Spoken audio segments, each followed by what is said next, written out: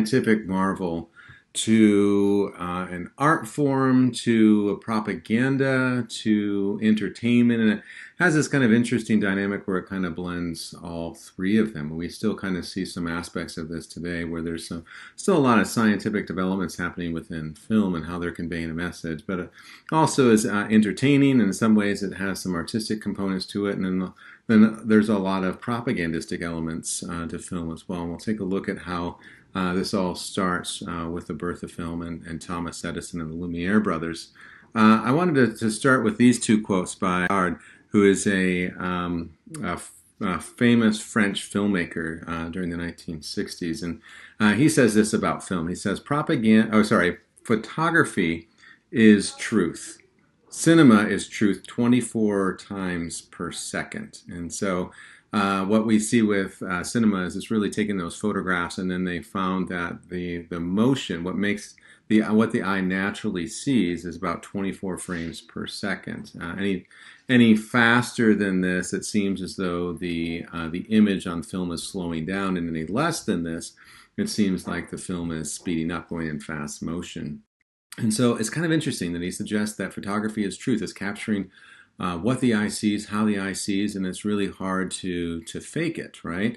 Although there are some software out there that can kind of do a fairly good job, but the idea is that we're capturing reality, right? That's the main idea. And then he says this, which seems contrary. He says cinema is the most beautiful fraud in the world. And so as we think about this, the same person saying these seemingly contradictory statements, they actually do make sense if you think about what film is, right? In a lot of ways, as we watch film, it feels very true. It feels very realistic to us. It feels as though we're just kind of lost in this world, and we get to see through the eyes of the characters and experience life, right? And so in that way, it's capturing truth. But on the other hand, it's so immersive and so wonderfully constructed in this magical world of wish fulfillment that we tend to forget that it actually is a film. And then it becomes a fraud. And so in some ways it's capturing truth, and in other ways it's not. And so it has that interesting tension between truth and fiction. And we've been taking a look at how propaganda and art have that kind of interesting dynamic as well, the balance between what is true and what is fiction. Often I get students ask me, what's the most powerful art form, right? And we kind of study literature and two-dimensional, three-dimensional art and drama. And what I generally tell them is the most powerful art form is film, because it encompasses everything. It's music, it's drama, it's literature, it's everything combined in order to create this experience. But I will also say this, that it also often tends to be the biggest disappointment, right? Where it has the most potential to do the most good, to change the most minds, to try to create the most amount of awareness. But instead, we generally tend to watch people stealing cars or jumping off buildings or doing things that really aren't going to help us to understand the human condition. And so it's kind of interesting how it has the most potential, but generally our expectations tend to fall a little bit flat with film. What we see, just to kind of give you the background of film as far as his historicity. Thomas Edison was the one that developed the aspect of film, so to speak. So sort of, he's the inventor of film to a certain extent, or at least he organized its construction. And he builds upon two previous inventions: the photograph, right? The idea of it being able to capture a moment in time. And the phonograph is capturing sound and being able to transmit that sound, or at least record that sound for someone then to listen to. And so he's taking a look at these two inventions of the 19th century and seeing if he can put them together. And at the tail end of the 19th century, he comes up with the kinetoscope. And Keeney, just take a look at what the word means here. If you take a look at the first four letters, Keeney means movement. So anyone that's studying kinesiology is studying the human movement, human motion.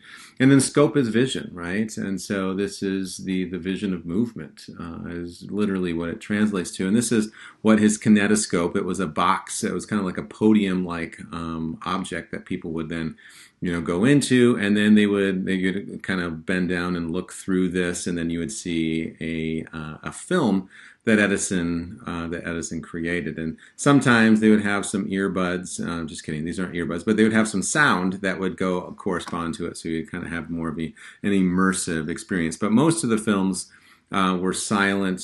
Sometimes when they would play the films, they would have additional accompanying music that comes later. But really, film was silent until 1927. The first film with sound was The Jazz Singer in 1927.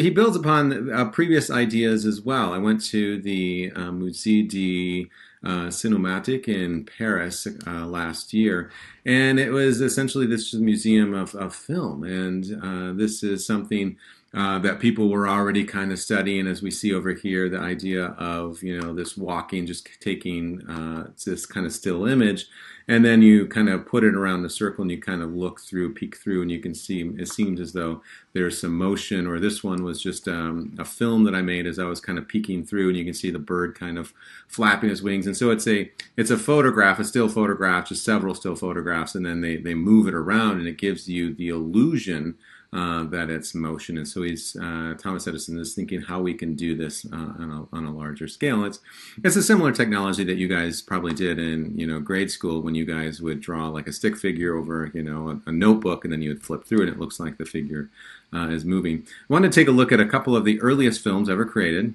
These are all by Thomas Edison. This one is the Kiss. And what people would do with the kinetoscope is they would go into a kinetoscope parlor, where Thomas Edison would sell one of those kinetoscopes for about $1,000, and then people would come in and they would pay a nickel to see. And generally they'd have about 5 of them. And then each of the kinetoscopes would play one of these particular films. And so one kinetoscope would have The Kiss, one kinetoscope would have the Serpentine Dance, and then one would have, I'm not sure if Boxing Cats is in this one, but it's kind of an interesting, where cats start kind of boxing. Generally, what we're going to see with a lot of Thomas Edison's films is it kind of has a vaudeville or a carnival type feel to them, because most of the kinetoscopes, as they were traveling around the country, and Sandow was the strongest man at the time, and so you get to see him flexing his muscles.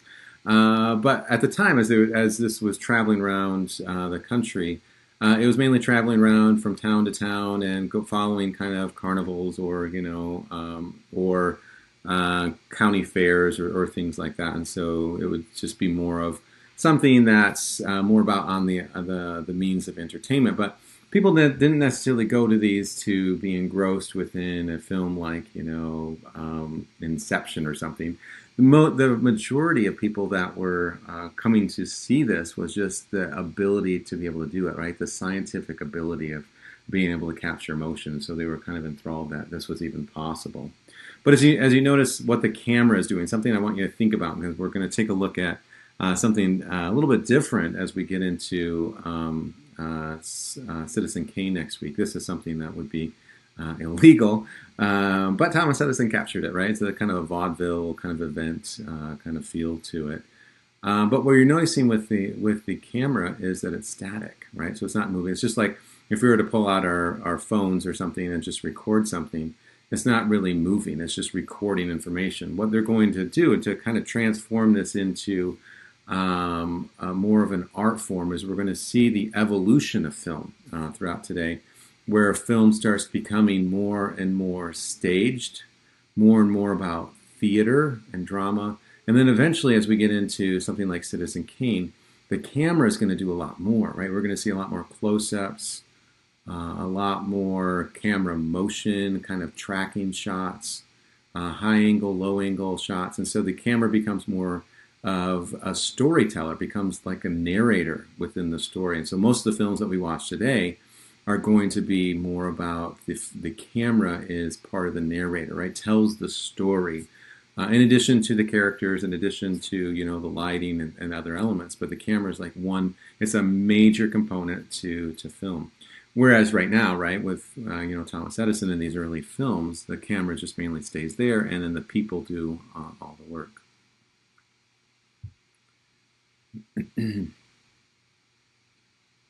So again, they're not very long, right? They're only kind of, about 15, 20 seconds at most, and then each of these would just be in one of the kinetoscopes.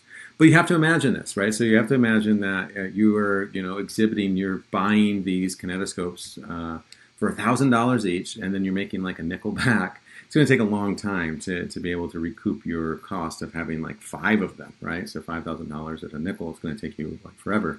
To be able to recoup the cost. And so then what exhibitors, as they're called, the people that had the kinetoscopes and that were showing them, exhibitors were asking Thomas Edison is if he could find a way where rather than just having one person stand in front of the kinetoscope, that he can somehow project it so that many people could be able to see. And so you got to think of this from the eyes of an exhibitor, right? The eyes of an exhibitor, if you can have more people in a room, you can have 50 people in a room to show them one film, then you're going to have, you're going to make more money and you're going to make your money back quicker. Thomas Edison, however, from his perspective, he thought, yeah, if I give you the ability to project the film or the story, then you're only going to buy one, and I want you to buy more than one, right? So he's a businessman. And so he said, yeah, no, I'm not going to give you a means of projecting, just buy my kinetoscopes, right? Well, then about a year later, the Lumiere brothers come along and they meet that need, right? So they go to exhibitors and they say, yeah, we'll project we'll invent a projector. Doing the same thing that the kinetoscope's doing, but rather than just one person seeing it, you have many people being able to see it. And so this is where film kind of moves towards. And so although Thomas Edison is attributed to developing the first motion picture, it's really the Lumiere brothers that are attributed to the birth of cinema, right? So there's a strong connection between the United States and France as the development of film. And so actually, I'm going to have to give it to the French here as the birth of cinema. And what I mean by cinema is this collective experience where people can go in and sit in a room and feel and experience something together, right? That's what I mean by cinema, right? Cinema is the experience of this kind of collective experience. And I want to take a look at the Lumiere brothers and the films that they're doing and contrast that. I want you to think about how this is different from Thomas Edison because they're going to have a different feel to them. The music that you hear is added later, right? So these are all silent until the 20s. But then as they would project this, you would generally have someone that would be playing a piano or an organ that corresponds to it. So they'd be playing a score along with it. Gives it a sense. But again, thinking about the camera doesn't move.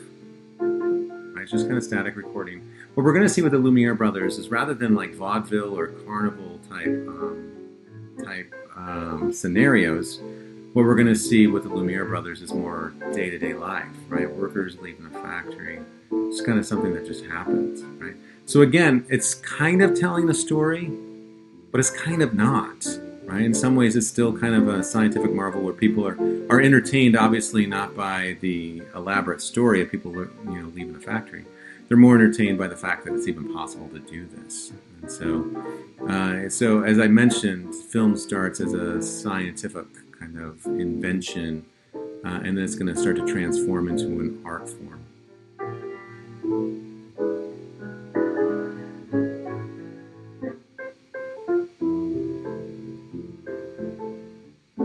But we can kind of see here, it's kind of what's interesting about these. I know these aren't like the most enthralling films you'll ever watch in your life, but what's interesting is we kind of get to see a window into the past, right, at the turn of the 20th century. We've been talking a lot about these ideas, a lot of the transformation that's happening at that time and how it's starting to change the way that we understand ourselves as we start to understand, the changes to the art world. This is giving us a direct window into what their daily life was really like. And so for me, as a humanities professor, it's extremely exciting to see. This is the people leaving the boat. Again, just daily life. What was daily life like?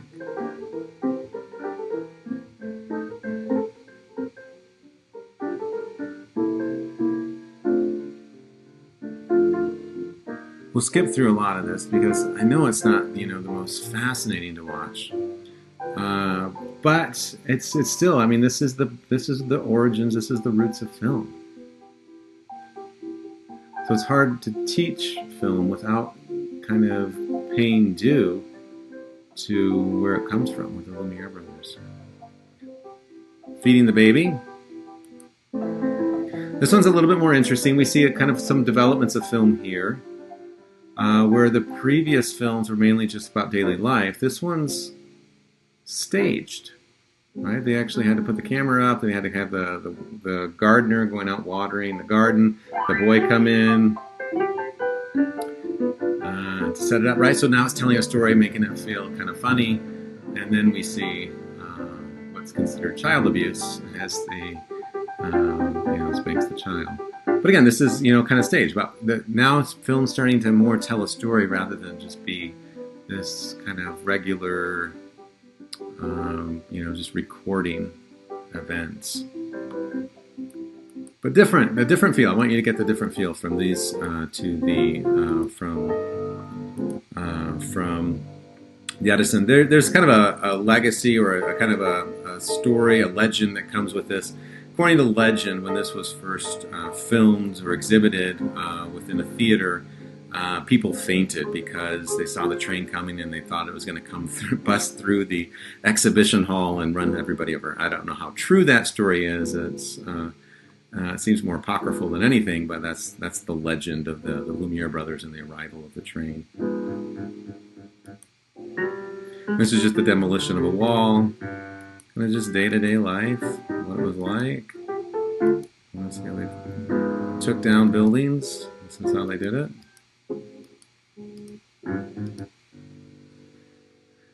So I wanted to take a look at another major step that happens within the development of film is with Porter, who's an American filmmaker. And wait, this isn't it. With Porter, he's an American filmmaker, and he starts to focus on film as telling a story, right? So this is 1903. Now we have, this feels like it's, this isn't just daily life, this isn't just, someone Sando flexing muscles or a kiss. This is about, drama, right? So this is but again, the film's not really moving here. We're not seeing any different shots, it's just recording information. So it's almost like we're in a theater watching a play.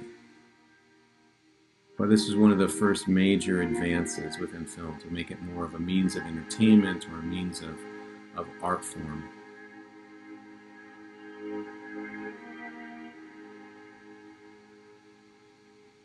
And you see one of the first ever Westerns.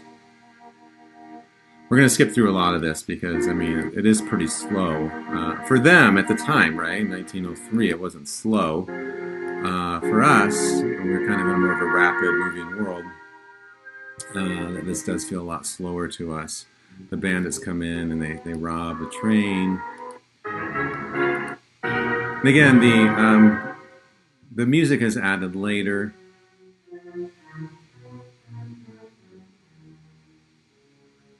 I think what they're doing here is they're detaching the engine from the rest of it. And then they're going to take everybody out and rob them.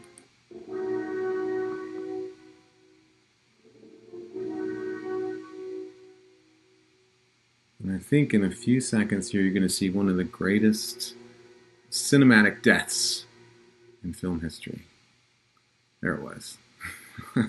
We'll just kind of skip through some of this. As they kind of get away on the train, running through the woods, and then there's going to free the attendant at the railroad station, and then there's a hoedown here.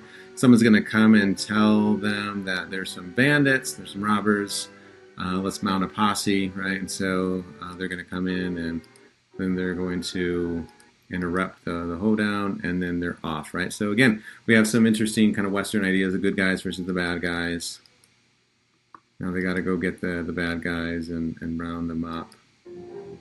Shootout at the end. You guys, if you are more enthralled and want to watch more of this, you can kind of just put this on YouTube and watch it. But there is another scene. This one is another legend. It could be apocryphal.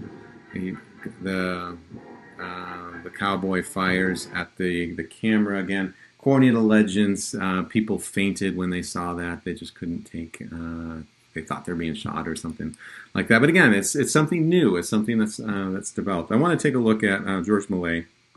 Another major transition within film is his trip to the moon in 1902, and some of you probably have seen images from this, just because it's so famous and important to film history. You've probably seen a couple of film stills from this. I just want to go through it quickly.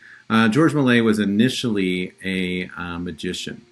And what he does is he kind of takes film to the next level. He puts it kind of on a stage. What they're doing here, this is what the world's greatest scientists, so apparently to Méliès or people in 1902, they thought this is what professors look like. And so they're all coming together to think about how they're going to get to the moon, right? Kind of, again, we're skip through this just because it's pretty slow moving for us today. He's kind of come up with his scientific theories on physics. I don't know how well those would hold up under actual laws of physics.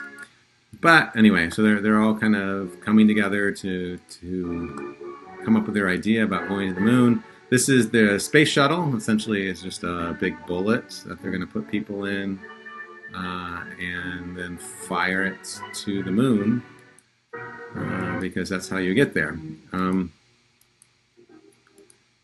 We'll kind of see the big kind of ceremony up to loading the big cannon. Okay, we're just kind of skipping through some of this, and there's the big cannon that's going to take them to the moon.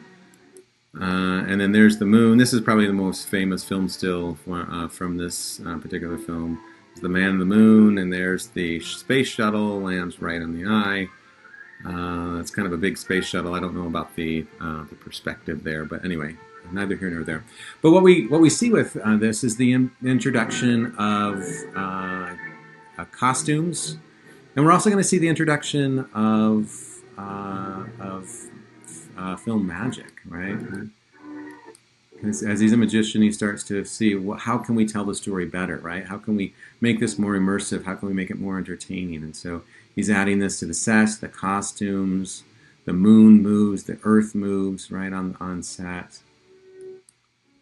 The stars are there, right, as they're kind of on the moon. I guess there's some type of lunar storm. I don't know. I wanted to show you this particular scene here where this guy's going to have the umbrella in his hand and he's going to plant it on the moon.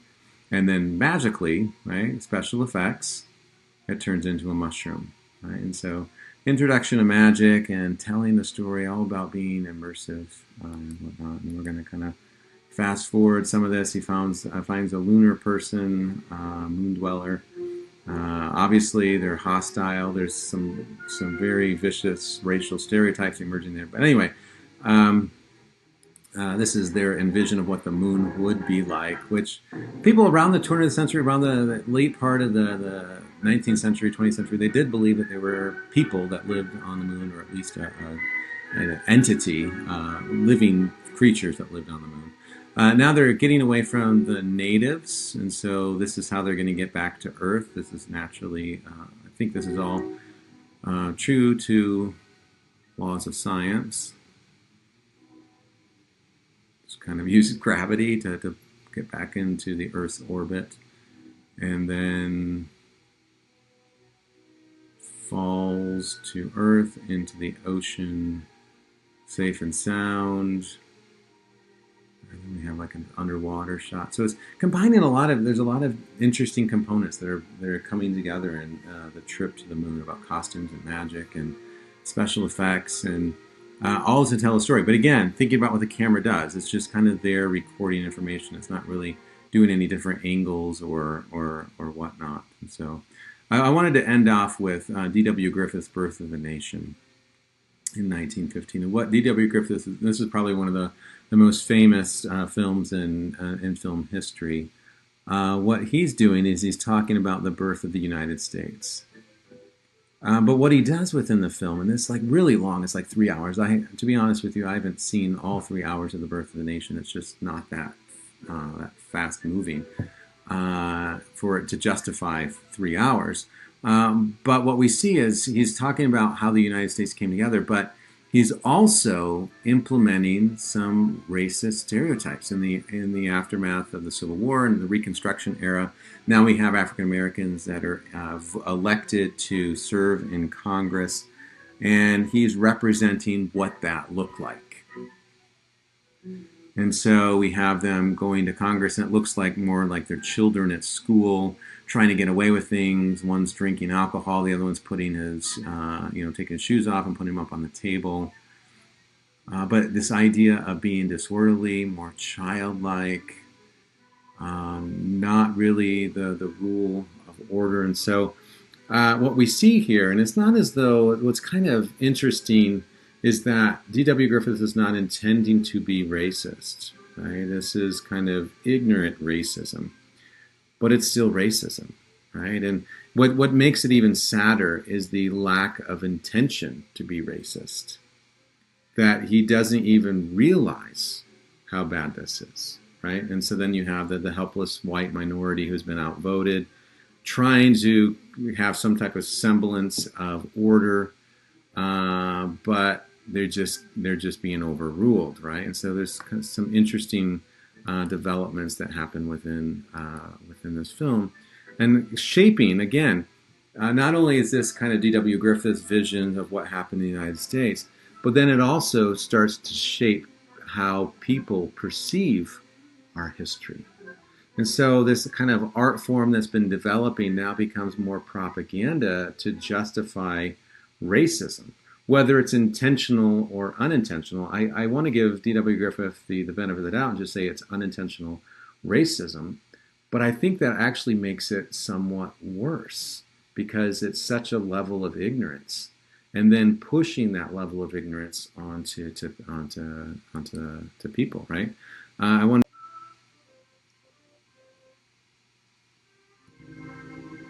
now skip through some of this, right? But we kind of see this quote unquote typical family.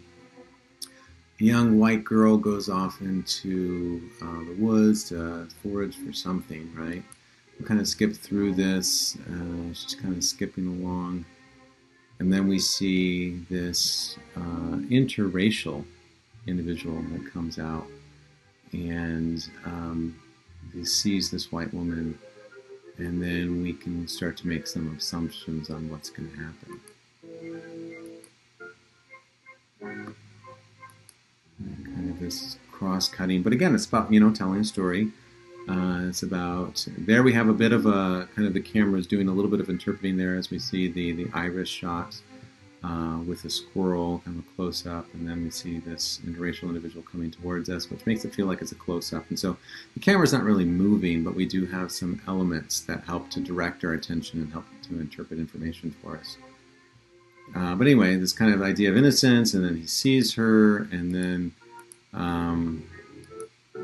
they're off in the wilderness. He's interacting with her, and she runs away, and he pursues her.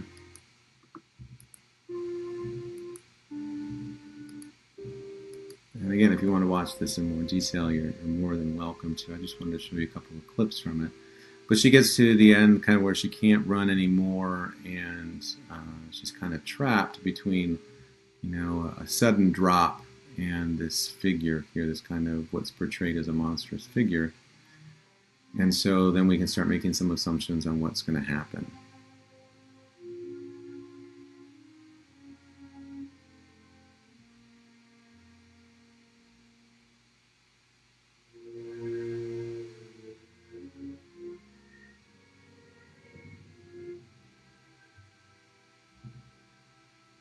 So as we think about, the development of film, right, from a scientific kind of marvel into more of an artistic / propagandistic kind of marvel, we start to see that film starts to shape, right? It starts to tell a story, a narrative about who we are and how we're to see the world. And so as we think about this from the very origins, what is D.W. Griffith's Birth of the Nation doing? How is it telling us how to see the world? How is it telling us about who we are? So we think about nationalism. In what way is it trying to construct a narrative about our past, right? I'll leave off with this particular, this is the last, that's not the one, this is the last one that I want to show you.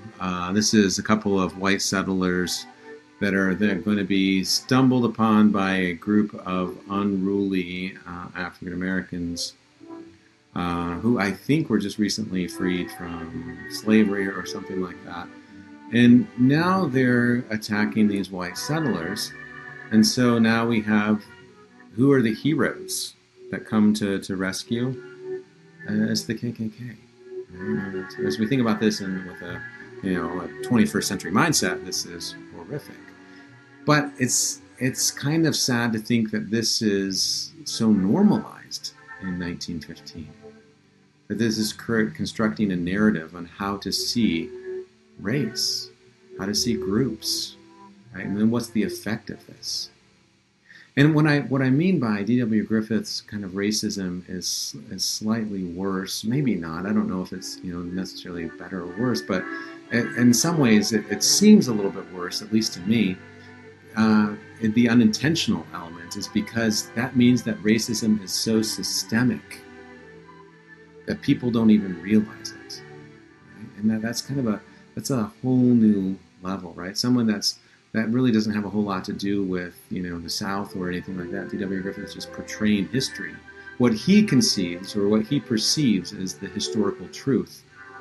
This is the historical truth that he represents, right? So it's kind of a sad commentary on how he sees the world and how many people in the United States saw the history of the U.S. at the time, right? So it's kind of an interesting dynamic there. Just kind of close this particular lecture. I want you to think back about The Eternal Jew that we saw, this Nazi propagandistic film, in order to create animosity and hatred towards Jewish individuals, to give us a sense of a history, right? And so it's this kind of this perverted, this political spin version of Jewish history put together in order to create hatred and animosity. And then on the other side, we see a similar kind of racial portrayal with D.W. Griffith's Birth of the Nation. But what's interesting about kind of the similarities and differences between them, right? We see the similarities is how they're depicting race and how they're creating this kind of animosity towards specific groups and portraying them as kind of animalistic or kind of overbearing or something that needs to be controlled or contained. But there's some differences here too. As we think about, the Eternal Jew, that was something that was funded by the Nazi Party. It was something that was funded by the government. It was something that was put on for a very specific objective. What's kind of different about D.W. Griffith's film is that he's not being paid by the government. This is just these ideas existing. And he's representing the way that he believes the world to be. And so it's kind of interesting that this is kind of the government saying, oh, we want to shape opinion. We want to rewrite history to be this, right? To be this narrative in order to create this animosity, to have this specific purpose to it, right? So you have this minister of propaganda that's directly influencing the way that art and propaganda are to be seen. With D.W. Griffiths in the United States, there is no minister of propaganda. We just see racist ideas that exist. And so I want you to think, just as we kind of conclude here, as we think about the differences between these two films, which are portraying a version of history, an altered version of history, I want you to determine which film presents more of a dangerous consequence in swaying the hearts and minds of people. Right? Which one do you think is more dangerous? The Eternal Jew, which is kind of very direct or focused, or D.W. Griffiths, which doesn't necessarily have that, overarching political regime that's trying to shape it. This is just suggesting these ideas are systemic. These ideas are throughout. So I want you to think about which one presents more dangerous consequences, which one's more problematic. Is it more problematic to have more of a subtle version, kind of a subtle propagandistic vision, or is it more dangerous or problematic to have more of a direct approach in swaying the public opinion? So think about that as we go forward. And so this lecture is just give you a sense of the film history and where it kind of goes, how it starts, where it begins, and then how it kind of turns into this art form, but then also how it has these propagandistic elements and how we start to see identity. And so film is very good at shaping the way that we see the world and how we interact with others.